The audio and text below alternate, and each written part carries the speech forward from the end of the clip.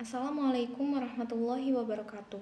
Halo semuanya, perkenalkan, saya Anissa Rumaisa Siregar dengan NIM 061940351944 dari kelas 8 TIB. Hari ini, untuk mata kuliah Embedded System dengan dosen pembimbing saya yaitu Ibu Irma Salamah STMTI, saya akan mempresentasikan mengenai hardware dan software baru untuk sistem embedded. Baik, kita masuk ke bab yang pertama, bab pendahuluan. Capaian pembelajaran umum yang ingin dicapai antara lain adalah 1. Dapat mengetahui dan memahami konsep sistem embedded. 2. Dapat mengetahui dan memahami hardware dan software baru untuk sistem embedded. Lalu untuk capaian pembelajaran khusus yang ingin dicapai adalah 1. Memahami hardware baru untuk sistem embedded. Yang kedua adalah memahami software baru untuk sistem embedded.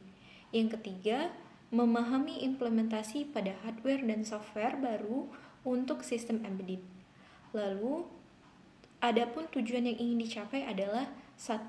Memberikan informasi dan pemahaman lebih mendasar tentang sistem embedded. Yang kedua adalah meningkatkan pengetahuan dan pemahaman tentang hardware dan software baru dan pengimplementasiannya pada sistem embedded. Baik, selanjutnya kita masuk ke bab pembahasan.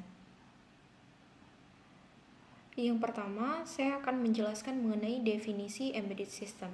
Sistem embedded merupakan sebuah sistem rangkaian elektronika digital yang merupakan bagian dari sebuah sistem yang lebih besar, yang biasanya bukan berupa sistem elektronika. Kata embedded menunjukkan bagian yang tidak dapat berdiri sendiri, berbeda dengan sistem digital yang didesain untuk general purpose. Embedded system biasanya diimplementasikan dengan menggunakan microcontroller. Sistem embedded dapat memberikan respon yang sifatnya real-time dan banyak digunakan pada peralatan digital seperti jam tangan.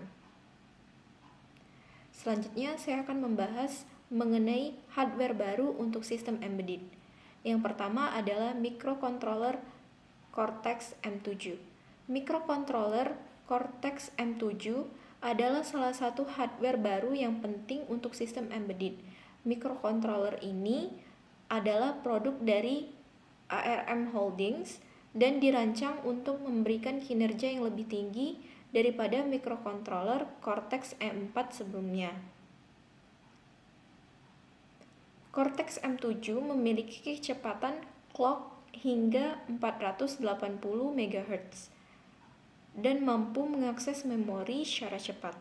Selain itu, Cortex M7 memiliki kemampuan untuk menjalankan beberapa instruksi secara bersamaan, yang memungkinkan sistem embedded yang lebih kompleks untuk diimplementasikan pada platform ini. Ini adalah gambar dari microcontroller Cortex M7 dari ARM Holdings. Selanjutnya yang kedua adalah FPGA. FPGA atau Field Programmable Gate Array adalah perangkat keras yang dapat diprogram ulang untuk melakukan tugas-tugas yang berbeda. FPGA digunakan secara luas dalam sistem embedded karena kemampuannya yang untuk diubah dengan cepat dan mudah. Selain itu, FPGA juga dapat diadaptasi untuk aplikasi yang berbeda, seperti pemrosesan gambar, pengolahan sinyal, dan tugas-tugas lainnya. FPGA juga dapat digunakan untuk mengimplementasikan desain yang lebih kompleks dan efisien secara energi, yang memungkinkan untuk menghemat daya dan memperpanjang masa pakai baterai pada sistem embedded. Selanjutnya, contoh hardware baru pada sistem embedded yang ketiga adalah System on Chips atau SoC. System on Chip atau SoC adalah chip yang mengintegrasikan beberapa komponen sistem seperti CPU, memori, dan kontrol I/O (input output) ke dalam satu chip tunggal. SoC memungkinkan sistem embedded untuk lebih efisien dalam hal ruang, daya, dan biaya. Selain itu, SoC juga memungkinkan untuk mengintegrasikan berbagai macam fungsionalitas pada satu chip, seperti pemrosesan gambar, pemrosesan sinyal, dan fungsi lainnya. Selanjutnya, contoh hardware baru untuk sistem embedded yang keempat adalah sistem dalam paket atau SIP. System in Package. Sistem dalam paket atau SIP adalah teknologi baru yang memungkinkan untuk mengintegrasikan berbagai chip ke dalam satu paket yang lebih besar. SIP memungkinkan sistem embedded untuk lebih efisien dalam hal ruang, daya, dan biaya, serta mempercepat waktu ke pasar. Selain itu, SIP juga memungkinkan untuk mengintegrasikan berbagai macam fungsionalitas pada satu paket, seperti pemrosesan gambar, pemrosesan sinyal, dan fungsi-fungsi lainnya. Selanjutnya yang kelima, teknologi memori baru. Teknologi memori baru seperti MRAM atau Magnetoresistive RAM, FRAM atau Ferroelectric RAM, dan ReRAM atau Resistive RAM adalah berbagai teknologi memori baru yang penting untuk sistem embedded. Teknologi memori baru ini menawarkan keuntungan dibandingkan teknologi memori konvensional, seperti kecepatan akses. Selanjutnya, saya akan membahas mengenai software baru untuk sistem embedded. Yang pertama adalah FreeRTOS atau Free Real-Time Operating System. FreeRTOS atau Free Real-Time Operating System adalah sistem operasi real-time yang dirancang khusus untuk sistem embedded. FreeRTOS memiliki ukuran kode yang sangat kecil dan kecepatan yang tinggi, sehingga sangat cocok untuk sistem embedded yang memerlukan waktu respons yang cepat.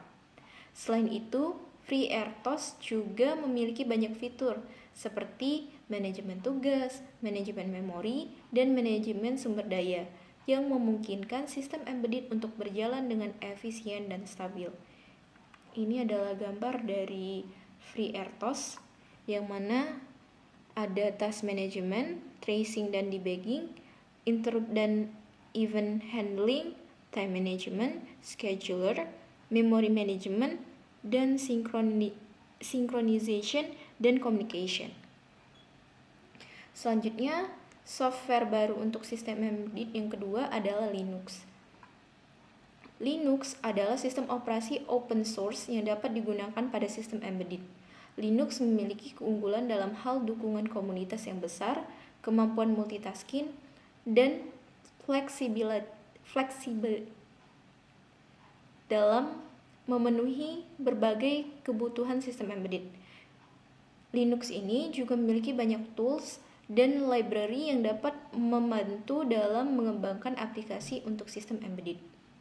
Selanjutnya yang ketiga adalah Android. Android adalah sistem operasi yang awalnya dirancang untuk perangkat mobile, tetapi saat ini juga dapat digunakan pada sistem embedded. Android memiliki banyak fitur yang berguna untuk sistem embedded seperti manajemen sumber daya, manajemen tugas, dan dukungan terhadap berbagai macam perangkat keras. Selain itu, Android juga memiliki banyak library dan tools yang dapat membantu dalam mengembangkan aplikasi untuk sistem embedded. Selanjutnya, software yang keempat adalah Message Queuing Telemetry Transport atau MQTT. MQTT adalah protokol komunikasi yang dirancang khusus untuk sistem embedded yang memerlukan komunikasi yang efisien dan ringan. MQTT memungkinkan pengiriman pesan antara berbagai macam perangkat dengan bandwidth yang rendah dan overhead yang kecil. MQTT sangat berguna untuk sistem embedded yang memerlukan pengiriman data secara real-time atau yang terkoneksi dengan Internet of Things atau IoT. Selanjutnya, software yang kelima adalah Node-RED. Node-RED adalah lingkungan pemrograman visual yang memungkinkan pengembangan untuk membuat aliran data secara visual. Node-RED sangat berguna untuk sistem embedded yang memerlukan pengolahan data secara real-time atau interaksi dengan IoT. Node-RED dapat digunakan dengan mudah untuk menghubungkan berbagai macam sumber data dan membuat alur kerja yang kompleks dengan cepat dan mudah. Selanjutnya, software yang keenam adalah cyber security software. Software keamanan atau cyber security digunakan untuk melindungi sistem embedded dari serangan cyber dan ancaman lainnya, sehingga data yang disimpan dan diproses oleh sistem tetap aman. Semua jenis software ini terus berkembang dan berubah seiring dengan perkembangan teknologi dan permintaan pasar. Selanjutnya, saya akan membahas mengenai implementasi hardware dan software baru sistem embedded. Yang pertama adalah analisis kebutuhan sistem. Langkah awal yang harus dilakukan adalah menganalisis kebutuhan sistem. Hal ini termasuk memahami spesifikasi sistem yang dibutuhkan, seperti input atau output, kecepatan pemrosesan, dan kapasitas penyimpanan. Lalu yang kedua adalah perancangan hardware. Setelah menentukan kebutuhan sistem, langkah selanjutnya adalah merancang hardware yang dibutuhkan. Hardware yang diperlukan dapat berupa microcontroller, sensor, aktuator, dan komponen lainnya sesuai dengan kebutuhan sistem. Rancangan hardware ini meliputi desain rangkaian, layout printed circuit board atau PCB, dan pemilihan komponen. Selanjutnya, yang ketiga adalah perancangan software. Setelah hardware dirancang, langkah berikutnya adalah merancang software yang dibutuhkan. Hal ini termasuk pemrograman microcontroller, pembuatan antarmuka pengguna, dan pengembangan algoritma untuk memproses input dan mengendalikan output. Lalu yang keempat adalah integrasi hardware dan software. Setelah seluruh komponen hardware dan software dirancang, langkah selanjutnya adalah mengintegrasikan hardware dan software. Proses ini meliputi pemrograman dan pengujian perangkat keras, pengujian perangkat lunak, serta pengujian integrasi untuk membantu memastikan bahwa seluruh sistem berfungsi dengan baik secara holistik. Lalu yang kelima adalah uji kelayakan. Setelah semua tahapan selesai, langkah selanjutnya adalah melakukan uji kelayakan. Hal ini dilakukan untuk memastikan bahwa sistem berfungsi sesuai dengan kebutuhan. Uji kelayakan tersebut meliputi uji kemampuan, uji kestabilan, dan uji performa. Yang keenam, atau yang terakhir, implementasi dan pemeliharaan. Setelah uji kelayakan selesai dilakukan dan sistem teruji dengan baik, langkah terakhir adalah melakukan implementasi dan pemeliharaan sistem. Hal ini meliputi instalasi perangkat keras dan perangkat lunak, serta pemeliharaan selama masa pakai sistem. Pemeliharaan atau maintenance dilakukan untuk mengatasi masalah yang muncul selama penggunaan dan memastikan sistem selalu berfungsi dengan baik.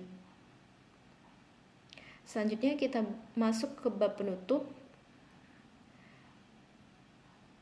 Baik, kesimpulan dari pembahasan ini adalah hardware dan software baru yang dikembangkan dalam beberapa tahun terakhir memberikan banyak manfaat bagi sistem embedded.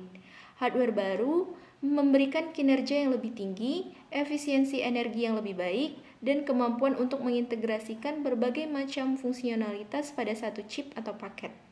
Software baru memberikan kemampuan untuk mengoptimalkan kinerja sistem embedded, meningkatkan efisiensi energi, dan mengimplementasikan fungsionalitas yang lebih kompleks.